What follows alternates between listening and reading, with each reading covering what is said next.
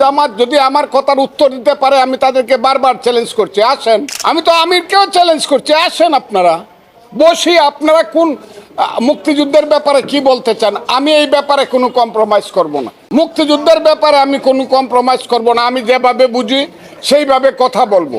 যদি কোনো অন্যায় কথা বলি, তারা আমার নামে মামলা করবে, আমি জেলখানায় যাব। কথাটা খুব ক্লিয়ার। কিন্তু মুক্তিযুদ্ধের ব্যাপারে আমি কোনো কম্প্রোমাইজ বা আমি কোনো আপোষ করব না। হে বাংলাদেশের মানুষ, আপনারা যদি মনে করেন একজন মুক্তিযোদ্ধা হিসাবে নির্বিঘ্নে আমার বেঁচে থাকার অধিকার আছে, তাইলে আপনারা আমার জন্য দোয়া করবেন এবং আপনারা আমার জন্য আমার পক্ষে প্রতিবাদ করবেন যে ফজলুর রহমানকে নির্বিঘ্নে বাঁচতে দাও। এক। 2 নম্বর হলো, দলের ব্যাপারে আমার সঙ্গে দল যে শোকজ নোটিশ করেছে, সেই শোকজ নোটিশটা খুব স্বাভাবিক।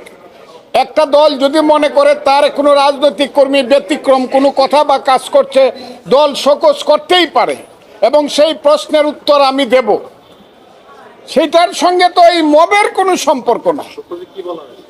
কাজে আমি আপনাদেরকে বলতেছি, সব কিছু মিলে আপনাদের মাধ্যমে আমি দেশের মানুষ, আমি আইন শৃঙ্খলা রক্ষাকারী বাহিনী, নিরাপত্তা বাহিনী, সবার কাছে আমি আহ্বান করতেছি, আপনারা আমার ফান্ডামেন্টাল রাইট, মৌলিক অধিকার এবং আমার সন্তানদের বেঁচে থাকার অধিকার, আমার স্ত্রীর বেঁচে থাকার অধিকার আপনারা দয়া করে নিশ্চিত করুন।